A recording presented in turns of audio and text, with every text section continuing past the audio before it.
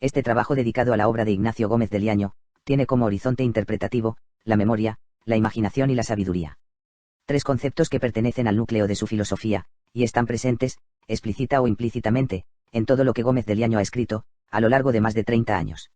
No se trata, sin embargo, de hacer un análisis histórico de dichos conceptos, todavía menos de definirlos diacrónicamente, sino de estudiarlos en las diferentes constelaciones en las que se agrupan, y en las que adquieren un valor y sentido diferentes. Pero el argumento principal de esta investigación, el hilo conductor por el cual la memoria, la imaginación y la sabiduría, quedan unidas, es una técnica o un método, el arte de la memoria, cuyo origen, desarrollo y transformaciones, Gómez de Liaño ha investigado a fondo, desde el sexto AC, fecha de su inicio con Simónides de Sieyès, hasta el momento de su declive a finales del siglo XVI, con Giordano Bruno. Este desarrollo histórico-conceptual, recibe el nombre de genealogía del arte de la memoria. La primera parte de este trabajo se ocupa de la memoria, concretamente, de la genealogía del arte de la memoria, en la que se da precisa cuenta de la historia de esta técnica, que iniciada en el ámbito de la retórica buscaba el perfeccionamiento de la memoria mediante una serie de reglas y preceptos. Su historia es compleja, pues los avatares de este método se entrecruzan con la filosofía y con ciertas formas de espiritualidad que se dieron en el mundo antiguo. Por eso, la historia del arte de la memoria no podía estar concluida sin la reconstrucción de dos formas o variantes de la misma, los diagramas gnósticos y los mandalas budistas que hasta ahora no se habían investigado, labor que tras muchos años de estudio, ha sido realizada por Ignacio Gómez de Liaño. No era la primera vez que se llevaba a cabo una investigación sobre el arte de la memoria. Frances Ayates I lo había hecho en 1966, fecha de publicación de su libro The Art of Memory. Sin embargo, esta reputada historiadora del Renacimiento vinculada al Warburg Institute, no pudo responder a muchos de los interrogantes relacionados con la historia de ese arte, ni por tanto, completar su historia. En su libro, El arte de la memoria, en el periodo de tiempo comprendido entre finales de la Antigüedad y la Edad Media, desaparecía sin apenas dejar rastro, salvo una referencia a Metrodoro de Stepsis. Llevado por su interés a la obra de Giordano Bruno, Gómez de Liaño tradujo primeramente una serie de importantes textos del filósofo de Noula, Mundo, Magia, Memoria, 1973, y un año después, en 1974, el libro de F. Ayates, El arte de la memoria. El motivo que le empujó a completar la historia de esta técnica, es explicado del siguiente modo: hace años, mientras escribía El idioma de la imaginación, 1983, había notado las semejanzas que hay entre los mandalas budistas y los diagramas mnemónicos de Giordano Bruno. Estos últimos pertenecen a la tradición griega del ars rotunda, que se remonta a la reforma que, en la primera mitad del siglo I AC, efectuó en el arte de la memoria Metrodoro de Stepsis. Por Quintiliano, segunda mitad del siglo I DC, se sabe que Metrodoro empleó como lugares de la memoria los 12 signos del zodiaco y los 360 grados de la eclíptica, de forma que cada locus zodiacal abarcaba 36 lugares grados. Más de una vez me había preguntado por las vicisitudes que experimentó el diagrama de Metrodoro desde la antigüedad hasta que renació al final de la Edad Media y se manifestó en el teatro de la memoria del veneciano Giulio Camillo y en los sistemas mnemónicos del napolitano Giordano Bruno. Y me había preguntado también si los creadores indios del mandala budista conocieron el diagrama metrodoriano o alguna variante suya. 2. 1. Para un estudio sobre su figura y el conjunto de su obra, ver la evaluación de las corrientes esotéricas. Conmemoración de la obra de Frances Ayates, 1889 a 1981, N. H. Gombrich, Tributos. Versión cultural de nuestras tradiciones, FCE, México, 1991, pp 207 a 212. 2. Gómez de Liaño, Ignacio, El círculo de la sabiduría, diagramas del conocimiento en el mitraísmo, el gnosticismo, el cristianismo y el maniqueísmo, Ciruela, Madrid, 1998, pp 16 a 17. Justamente, este es el itinerario que reconstruye en los dos volúmenes que componen el círculo de la sabiduría. Pero ese trabajo es algo más que una simple reconstrucción. Es un viaje que nos transporta por un mundo que durante mucho tiempo ha estado sepultado y olvidado, en el que se dan cita la filosofía, el arte, las religiones, el simbolismo, Oriente y Occidente. Pero lo que le hace apasionante, es que en ese periplo se pone de manifiesto el propio ser del hombre, los límites de su alma, y las vicisitudes que debe atravesar, en su afán por reconocerse, y llegar a su anhelada patria donde por fin reposará. En su origen, el arte de la memoria era una técnica que pretendía contribuir a aumentar la memoria natural del hombre, utilizando imágenes y lousai. Simónides de Sieyès pudo identificar a los muertos del banquete de Escopas, en Tesalia, por el lugar que ocupaban sus comensales. De este modo, simbólicamente, era capaz de comunicar el mundo de los muertos con el de los vivos, asignando a dicha técnica una función salvadora. Y como el concepto de memoria utilizado por Simónides era deudor de la musa mnemosine, que otorgaba la inspiración divina, el arte de la memoria quedó asociado a lo divino y mistérico. En su evolución, adoptará diferentes formas. A este respecto, F. Ayates habla de periodos clásico, gótico y renacentista en el arte de la memoria. El que practicó Simónides, en el que únicamente hay imágenes agentes y lo usa y cualificados, puede ser llamado clásico. Sin embargo, Metrodoro de Stepsis introdujo en las reglas clásicas una novedad decisiva que transformará el desarrollo de esta técnica, al señalar los 12 signos del zodiaco por los que pasa el Sol. Esta variante astrologizada del arte de la memoria, se convertirá en el paradigma o modelo, a partir del cual, derivan los desarrollos diagramáticos de los grupos gnósticos, evolucionando a su vez, hacia otra variante formal, como son los mándalas del budismo tántrico. Vemos así, como una técnica en origen griega y utilizada en el ámbito de la retórica filosófica, irá evolucionando, y adoptando distintos ropajes, hasta llegar a los confines de Asia, transitando las rutas abiertas por Alejandro Magno. De todas las transformaciones que el arte de la memoria ha experimentado a lo largo del tiempo, la que desemboca en los diagramas gnósticos, y en los mándalas budistas es, sin duda la más interesante, novedosa y sorprendente. Gómez de Liaño ha buscado, cual arqueólogo, las teselas esparcidas por los diferentes rincones del mundo, para completar ese gran mosaico que es el arte de la memoria, como si sus fragmentos fueran las semillas de un preciado árbol, el árbol del conocimiento, que las aves diseminaron en diferentes partes del mundo, a la espera, de que algún día no muy lejano diera fruto. En su labor de arqueólogo ha sabido ordenar miles de fragmentos, colocándolos en el lugar que les corresponde, para ofrecer la imagen completa de lo que ocurrió en los primeros siglos de nuestra era, cuando la filosofía se amalgama con la espiritualidad de grupos gnósticos, que buscan la verdad y el conocimiento, no solo a través del logos, sino con la parte del alma en la que confluyen las imágenes, los símbolos y el sentimiento. Por eso mismo, los desarrollos del arte de la memoria, sus variaciones y modificaciones, pueden verse como el resultado de los avatares ideológicos e históricos por los que atraviesa el alma. Diagramas y mándalas poseen una estructura que atiende a 4 aspectos principales: el ideológico, formado por nociones o personificaciones, que representan su doctrina. Son términos, tomados de cada grupo o escuela filosófica como, abismo, pensamiento, intelecto, verdad, logos, vida, preconocimiento, incorrupción, voluntad, previsión, esperanza, comunión, temor, etc., ubicados en determinados lousai, y resaltados por algún tipo de fábula mediante la cual se vivifican, y quedan fijados en la mente. Mediante el factor numérico se establece una distribución, clasificación y división del espacio en el que se ordenan las nociones. Igualmente el elemento geométrico, se concreta en los lousai donde se alojan los contenidos, imágenes, símbolos, nociones, personificaciones, estableciendo una jerarquía de los mismos. Por último, el elemento figurativo representa plásticamente las nociones ideológicas, dadas a través de su doctrina. Diagramas y mándalas pretenden reflejar la realidad de Dios, del universo y del hombre en diferentes planos ontológicos, eónicos, arcónticos y demoníacos. Y el hombre es el único ser que hace de vínculo a estratos tan difíciles de conciliar. Por eso los lousai y las imágenes de las nociones, sirven para dar cuenta de manera orgánica de las líneas maestras de la doctrina y facilitar su memorización.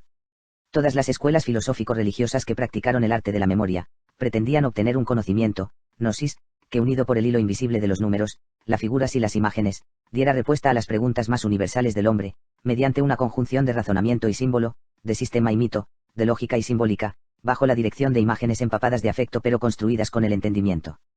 Pero lo más destacado de este método, que es al fin y al cabo el arte de la memoria, es su capacidad para introducir un esquema dinámico en la actividad intelectual, poniendo las imágenes en acción, e integrándolas en la imaginación creadora. En este sentido, el arte de la memoria es una actividad que moviliza las imágenes, fundamentalmente en el espacio, de ahí que pensar sea transitar para convertirlas en máquinas de funcionamiento simbólico, que van más allá de los meros conceptos al descubrir estructuras y arquetipos del ser. En el mundo griego el arte de la memoria, no fue desconocido ni por sofistas ni por filósofos que pretendían hacer del saber un conocimiento de tipo práctico, al alcance de quien pudiera pagarlo. De esta manera pronto se convirtió, en una técnica utilizada por todos aquellos que querían pasar por sabios. Sin embargo, Platón rechazó el arte de la memoria, por considerar que no conduce a un verdadero conocimiento.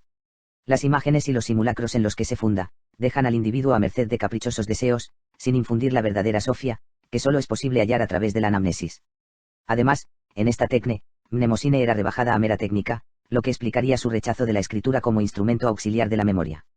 Sin embargo, de los últimos diálogos de Platón se deduce un sistema formado por la jerarquía de las ideas o géneros supremos, que sumado a la creación cósmica que realiza el demiurgo, contribuirá a preparar el camino de los diagramas gnósticos. Sin esa mezcla de la religión astrológica de las leyes y el epinomis, a la que hay que agregar, el dios nous o intelecto, la sabiduría o sofía y los dioses planetarios de Aristóteles, sería imposible entender los desarrollos diagramáticos del gnosticismo. Además, esa conjunción de elementos numerológicos, astronómicos, enciclopédicos y diagramáticos que impregnaban muchas de las teorías de las escuelas filosóficas de la antigüedad, tiene el mérito de ofrecer una imagen, notablemente ampliada de lo que fue la filosofía en los primeros siglos de nuestra era. Pero todavía, hay que destacar otro importante elemento, para entender mejor el posterior desarrollo del arte de la memoria. Ese elemento es la evidencia. Así pues, la genealogía del arte de la memoria, se basa tanto en el logos griego de Platón y Aristóteles, como en las videncias judías de Ezequiel y de los textos de Qumrán, siendo el zócalo dual sobre el que se asienta nuestra cultura que puede resumirse en Atenas y Jerusalén. Mientras que los filósofos miran al recto conocimiento de la realidad, mediante el raciocinio y los principios lógicos, los videntes pretenden infundir una praxis querida por Dios y su fe, mediante figuras y lugares contemplados en estado de delirio. Frente al orden de los conceptos y de las ideas de los filósofos, el orden de las figuras y los lugares de los videntes, frente a la fría lógica filosófica, el cálido sentimiento de la visión. Así pues, la genealogía del arte de la memoria, parte de Metrodoro de Stepsis, donde confluyen las dos tradiciones principales de la memoria en la antigüedad, la simonideo-sofística y la pitagórica ecléctica. Mientras que la de Simónides desarrollaba las capacidades de la imaginación con vistas a la formación de un archivo enciclopédico de saberes, la pitagórica venía con el arsenal de figuras geométricas, sus números, y sobre todo con la alta especulación que representa la teoría de las ideas, los números y los géneros supremos de Platón. De tal modo, que Metrodoro de Stepsis y su diagrama astrológico zodiacal, se convierten en la matriz de la que parten los diagramas gnósticos y los maándalas budistas. El segundo concepto que se encuentra en el horizonte interpretativo de la obra de Gómez de Liaño, es la imaginación, noción que aparece asociada a otras facultades del conocimiento, y que por mediación de las imágenes se integra en el pensamiento como un elemento primordial del psiquismo humano. Así lo señala Aristóteles cuando afirma que el inteligir y el pensar presentan una gran afinidad con la percepción sensible. Pero la imaginación, es a su vez, algo distinto, tanto de la sensación como del pensamiento. Pues bien, si la imaginación es aquello en virtud de lo cual solemos decir que se origina en nosotros una imagen, exclusión hecha de todo uso metafórico de la palabra, ha de ser una de aquellas potencias o disposiciones, por medio de las cuales discernimos y nos situamos ya en la verdad, ya en el error. 3. Así la palabra imaginación, fantasía, deriva de la palabra luz, paos, puesto que no es posible ver sin luz. Por tanto, la facultad intelectiva, intelige, las formas en las imágenes. De ahí, que Gómez de Liaño afirme, que la imaginación es la facultad mediante la cual el principio consciente o sentiente inteligente opera con representaciones y su funcionamiento supone la memoria. 4. En los diferentes desarrollos que estudiamos de la imaginación en la antigüedad, se trata principalmente de averiguar cuál es el estatuto que tiene la imagen en el conjunto de las facultades cognoscitivas. Mientras que para Simónides la imagen es instrumento natural y necesario del conocimiento, para Platón toda actividad que se refiere a producir imágenes queda integrada en el campo de la mimetique, puesto que toda mimesis es una fabricación de imágenes y no de realidades, que incitan a una suerte de comunión afectiva en la que el individuo queda a merced de sus deseos y caprichos. Sin embargo, con Cicerón, Langino y Filóstrato, las imágenes sufren un proceso de interiorización y ontologización, consecuencia de un proceso de valoración y exaltación de la facultad imaginativa, a partir. 3. Aristóteles, acerca del alma, 3, 428a, trad. Tomás Calvo Martínez, Gredos, Madrid, 1983, p. 225. 4. Gómez de Liaño, Ignacio, Iluminaciones filosóficas, Loxia Haití, p. 170, 35. Del cual perderán su carga negativa, recuperando su papel como instrumentos de conocimiento. Respecto a los desarrollos modernos de la imaginación, pretenden examinar, no tanto el papel que las imágenes tienen en el sujeto cognoscente, como el lugar que ocupan imágenes y mitos en las sociedades contemporáneas, y cómo esos dos elementos son capaces de moldear la conducta y la personalidad del individuo. En algún sentido, se pretende dar continuación a los desarrollos mnemónicos pero situándolos en un contexto social. Como puso de manifiesto George Sorel, tales mitos o representaciones pueden generar e impulsar movimientos sociales, revolucionarios o reaccionarios, movilizando la voluntad de los individuos y pulsando sus resortes emocionales hasta llevarlos a la acción. La omnipotencia de las imágenes en la sociedad, y su uso perverso por los regímenes políticos, totalitarios o democráticos, ha puesto en crisis la propia racionalidad humana. Hasta tal punto, que para Gómez de Liaño se impone en todo caso, redefinir el ámbito de la racionalidad humana, yendo más allá de los criterios de la cultura clásica, según los cuales lo racional se identificaba con lo verbalizado. No es que esos criterios hayan perdido su entero valor y una parte de su vigencia, pero es menester, al mismo tiempo, alumbrar nuevos criterios de racionalidad aplicables a la esfera de lo imaginario visual. 5. Con ello se señala la necesidad de un método capaz de alumbrar una nueva dimensión de la racionalidad y de estructurar esa dimensión imaginaria del individuo que en las sociedades contemporáneas navega a la deriva. Y esa redefinición de la racionalidad apuntaría a que el hombre, como medida de las cosas, se haga dueño de sus representaciones, y de la realidad y del mundo en que vive. Pero esa autoposesión en las sociedades profundamente alteradas, no depende ya del individuo, sino de las grandes organizaciones transnacionales, y de los medios de comunicación, que teniendo por aliados a los gobiernos, tratan de. 5. Gómez de Liaño, La mentira social, Tecnous, Madrid, 1989, p. 204. Satisfacer y maximizar sus beneficios, creando artificialmente nuevas demandas. La creación del Homo consumens, y las transformaciones que el ser humano ha experimentado, tanto desde el punto de vista social como biotecnológico, han convertido la realidad en una gran pantalla repleta de imágenes que condicionan todos los aspectos de la vida individual.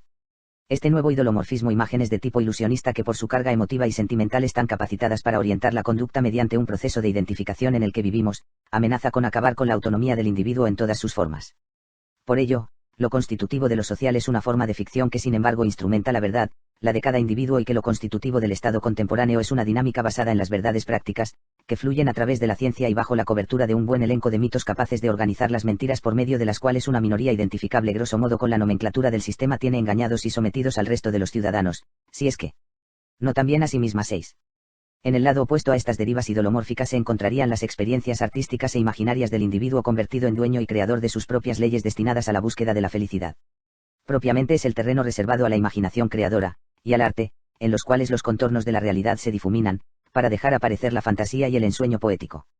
El espacio que mejor ha sabido plasmar a lo largo de la historia la imagen y el arquetipo de la condición humana, ha sido el jardín, ese locus amoenus en el que se reflejan sus deseos e ilusiones, pero también sus límites y temores. En este sentido, las representaciones imaginarias del jardín, han sido el laboratorio donde el hombre ha podido experimentar sus propias contradicciones. Las parejas physis nomos, razón-pasión, realidad-ilusión, ética-política, individuo-estado, expresarían la tensión irresoluble de mostrar al hombre como un ser indeterminado, singular y único, a la vez que ciudadano sujeto a leyes y artista capaz de configurarse autónomamente.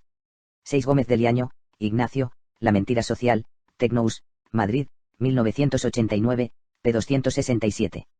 Paisajes del placer y de la culpa, obra que expone una hermenéutica simbólica del jardín, muestra las dificultades a las que el sujeto debe enfrentarse en su afán por conquistar su identidad, y su libertad, al desprenderse de las ilusiones del amor y de las ataduras impuestas por la sociedad.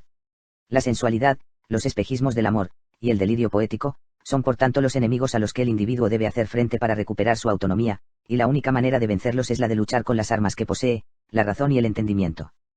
Todas estas aporías llevan a la conclusión que el sueño y la nostalgia del jardín ha sido uno de los motores más potentes de la marcha del hombre a través de la historia, alumbrando conflictos terrenales, morales y gnoseológicos de la condición humana. Sin embargo, esas contradicciones convergen en un punto: la imposibilidad real y objetiva del jardín en un mundo presidido por la razón y el utilitarismo, imposibilidad en el fondo, de llevar al ser humano, al despliegue libre y espontáneo de todas sus facultades. Solo en el mundo del arte, en cierto modo, es posible ese despliegue de las cualidades que convierten al hombre en un ser casi divino. Deseo y representación, vida y arte pugnan por alzarse con la victoria frente a las potencias destructoras de Thanatos a las que el artista ha de combatir con denodado esfuerzo para vencer a la muerte y al olvido. Y la obra de Dalí, de la que Gómez de Liaño es un gran conocedor, es un buen ejemplo de ello. Además, presenta importantes puntos de contacto con el arte de la memoria, pues muchos de sus cuadros muestran objetos cotidianos en situaciones percutientes y desacostumbradas, idéntico papel al que tienen las imágenes agentes, en la mnemónica. Por ello, escribe Gómez de Liaño, la contribución más importante de Dalí al surrealismo y una de las importantes al arte de nuestro tiempo ha consistido, a mi parecer, en la creación de imágenes enigmáticas capaces de suscitar en nuestra visión convencional de las cosas, sentidos ocultos u olvidados, y de provocar, por ello, la aparición de estructuras simbólicas y asociativas altamente elaboradas. 7 Gómez de Liaño, Ignacio, Dalí, Polígrafa, Barcelona, 1982, p. 17. Deseo y metaformosis, dos categorías que bien pueden definir el paradigma existencial y artístico de Dalí. Metamorfosis de la realidad fenoménica, que la imaginación propicia al transformarla continuamente, adoptando formas y sentidos múltiples, que la imaginación es capaz de recoger, gracias a que en ella se produce un intercambio de papeles entre el objeto y el sujeto, que logra borrar el límite o frontera que separa lo real de lo imaginario. En este sentido Dalí, igual que Don Quijote, vive las aventuras de su imaginación en un delirio muy productivo. Pero, ¿qué es lo que se esconde tras la metamorfosis, sino el deseo amplificado y nunca satisfecho de ser de forma absoluta?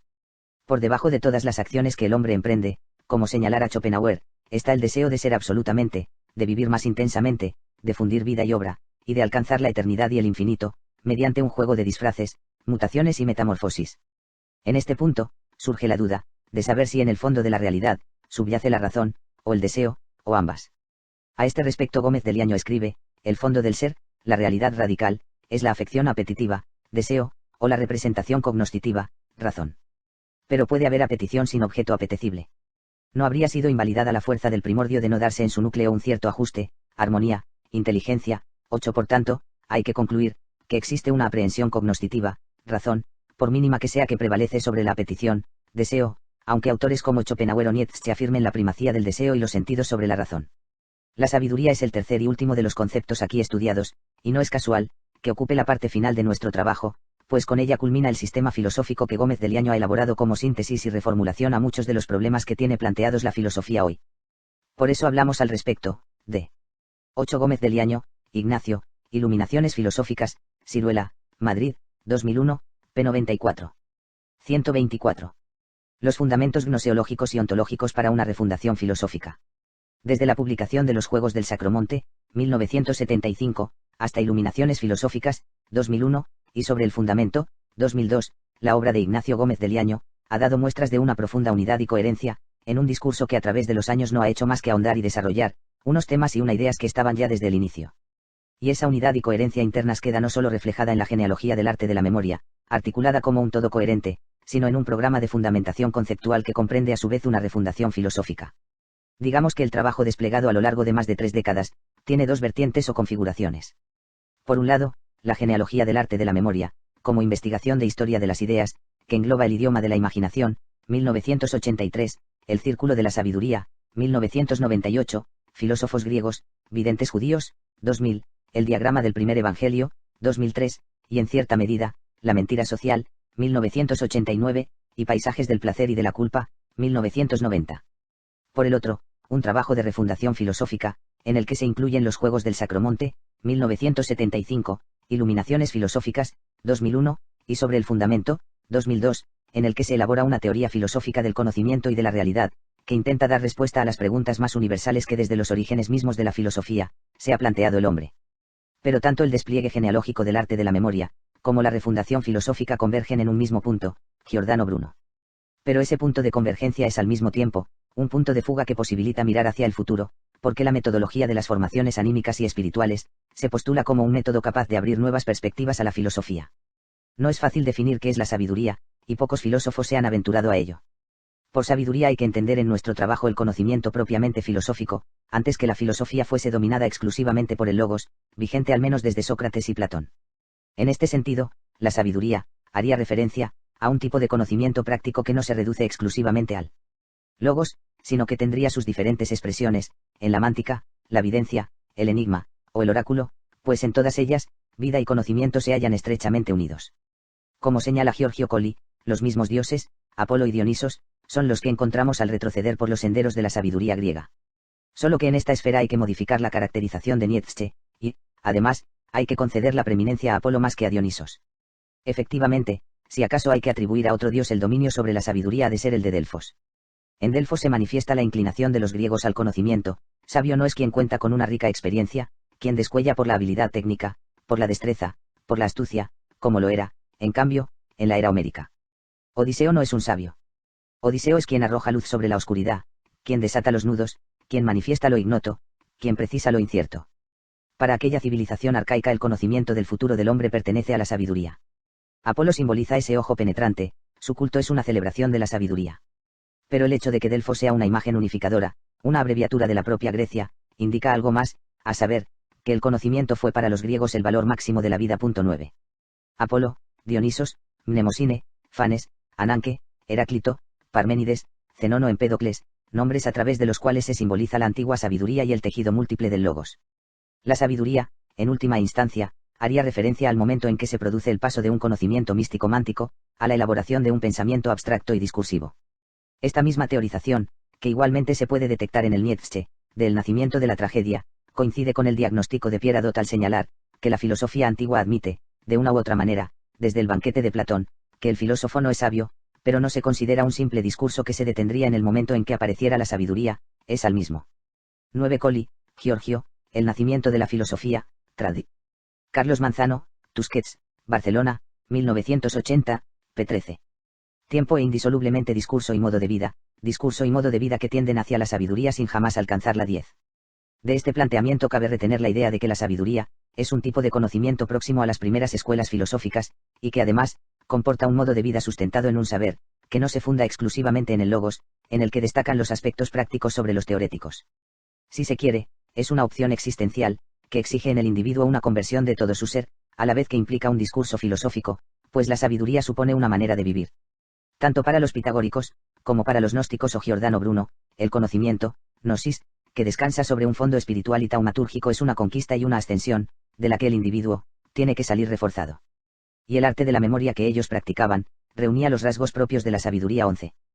Por la complejidad que representa dar cuenta en un solo concepto del alcance y la problemática del arte de la memoria, hemos creído conveniente rescatar la noción de ejercicios espirituales, utilizada por Pierre Hadot XII, para plasmar las diferentes prácticas que concurren en esta técnica.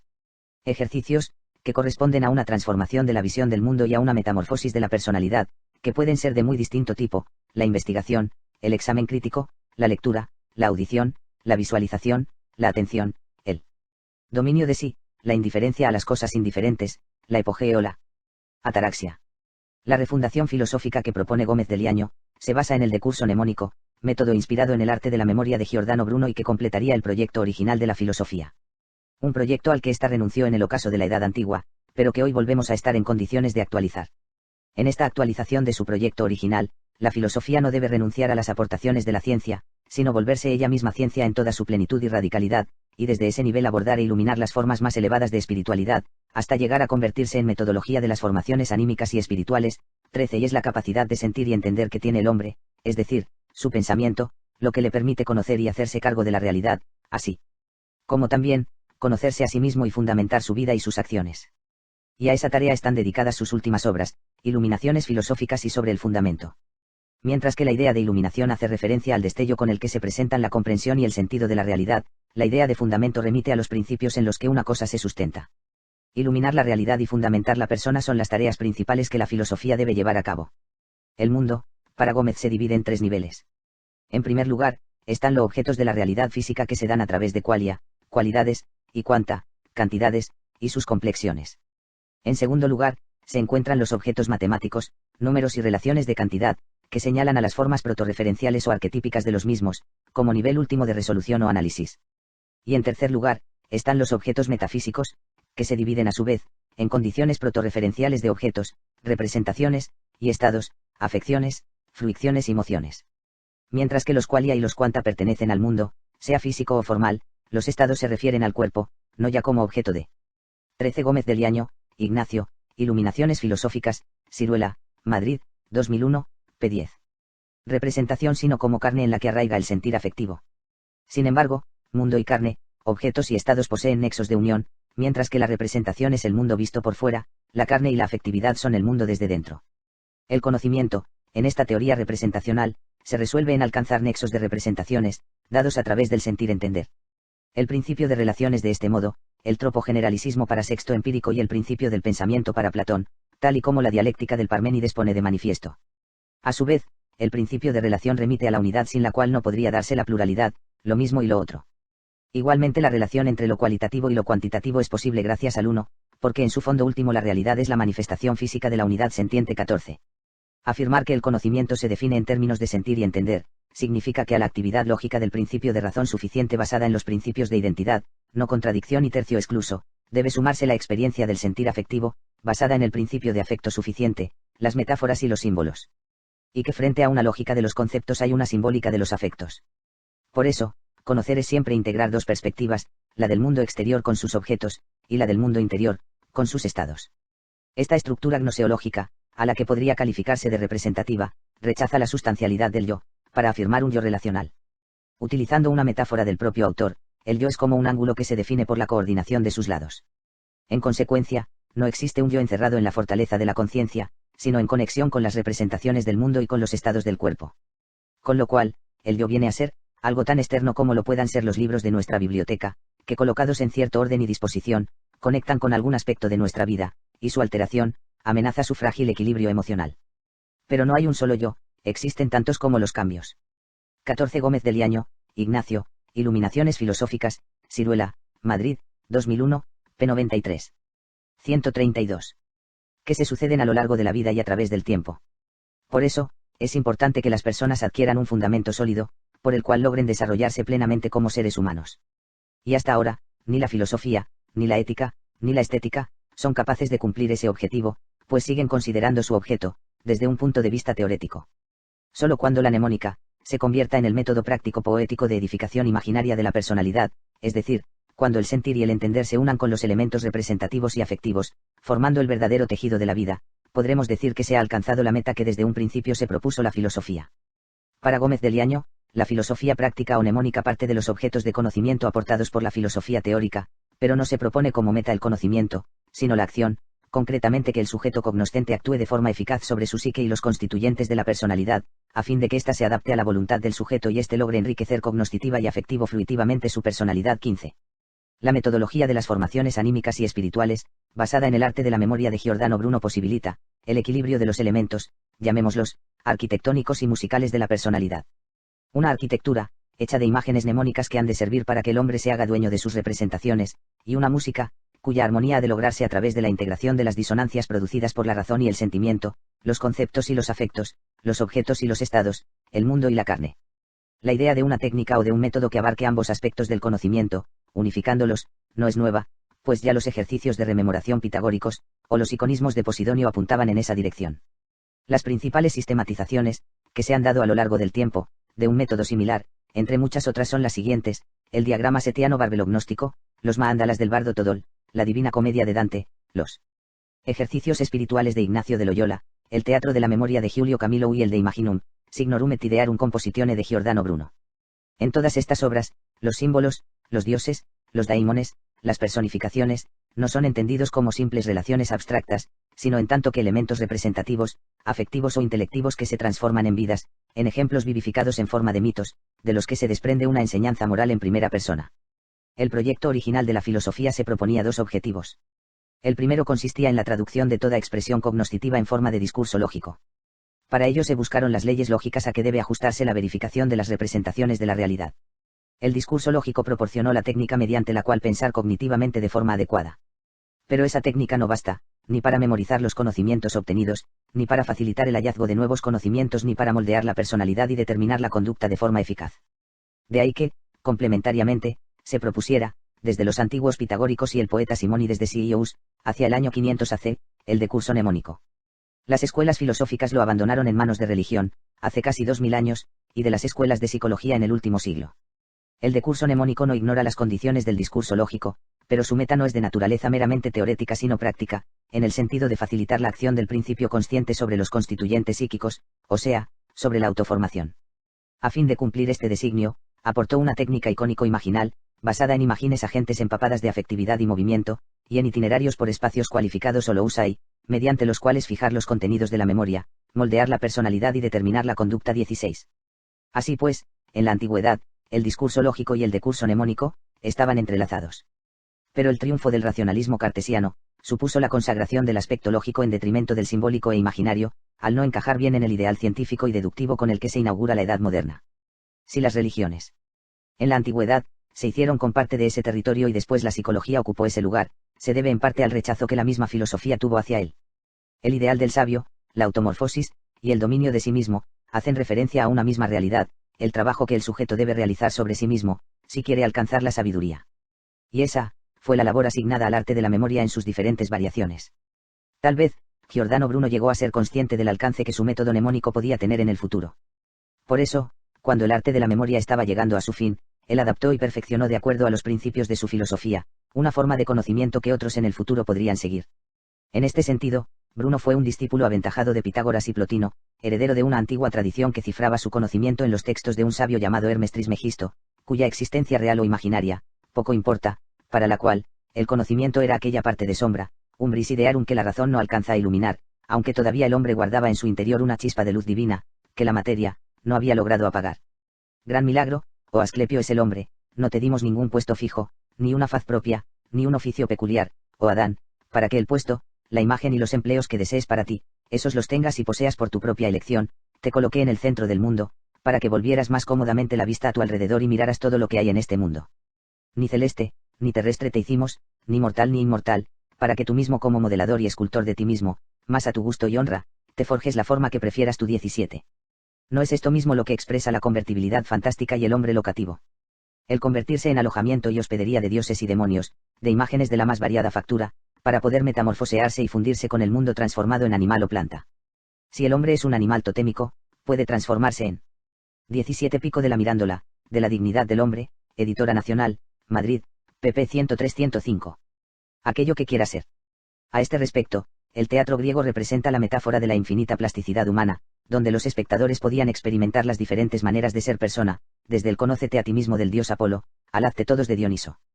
Para Gómez de Liaño, También las sociedades modernas son en cierta forma sociedades totémicas, porque aunque los modelos cuya imitación se ofrece al espectador en la Atenas del siglo V AC sean muy diferentes de los que se propone la sociedad totémica, los procedimientos empleados para su implantación son iguales, la psique debe revestirse de ciertos rasgos fenoménicos, identificarse con un cuadro cuyas apariencias producen ilusión de realidad.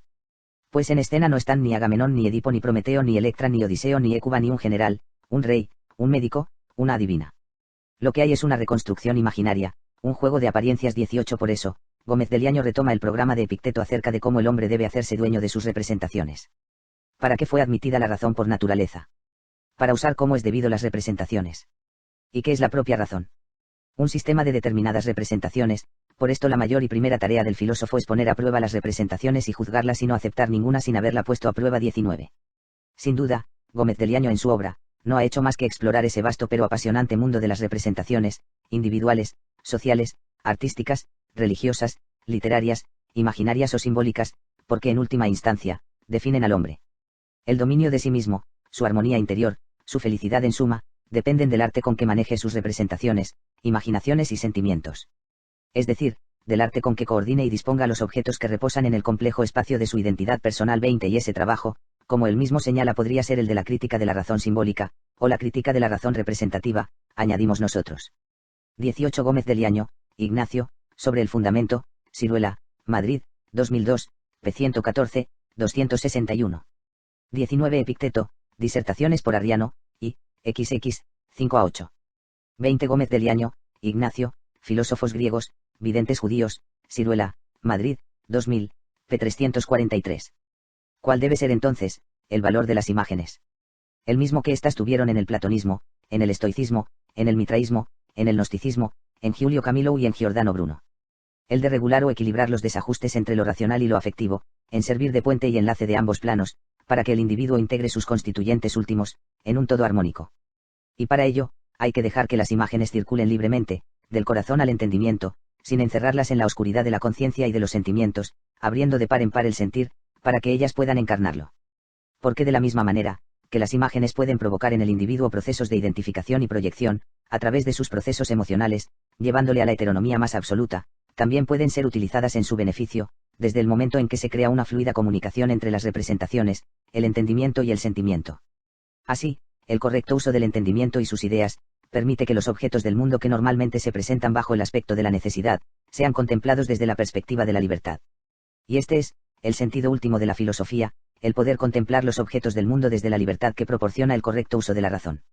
Como señala Gómez de Liaño, el pensamiento es la realidad liberada de algunas de las condiciones que le ha impuesto la necesidad, el pensamiento es la propia realidad en cuanto que puede volver sobre sí misma en un juego más libre. 21. Pero ¿qué ocurre cuando se quiere ir más allá del pensamiento?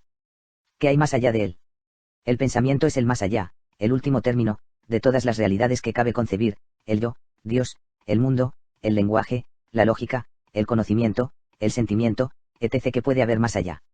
Algo que es y no es pensamiento. ¿Qué puede ser eso? La fruición, el amor. ¿Y qué es entonces el más allá del amor y la fruición? Un sentimiento infinito de libertad, un estado de infinita gracia. 22. De esta manera, se cierra el círculo. Círculo de la sabiduría y del conocimiento en el que se unen el pensamiento y la libertad, pues. 21. Gómez de Liaño, Ignacio, sobre el fundamento, Loxia Haiti, p. 168, 383. 22. Ibidem, p. 169, 384. Ambos surgen del margen de vaguedad e indeterminación con el que se nos presenta la realidad y la vida. Y ese espacio de indeterminación, como señala Gómez de Liaño, es el que permite al hombre desplegar una infinita capacidad de acoger y de no quedar cogida por lo que acoge. De ella se desprende todo, y ella, en cuanto tal, no queda prendida en nada. Porque el espacio que abre la oquedad de la mente, es el lugar donde se despliega la infinita multiplicidad del universo.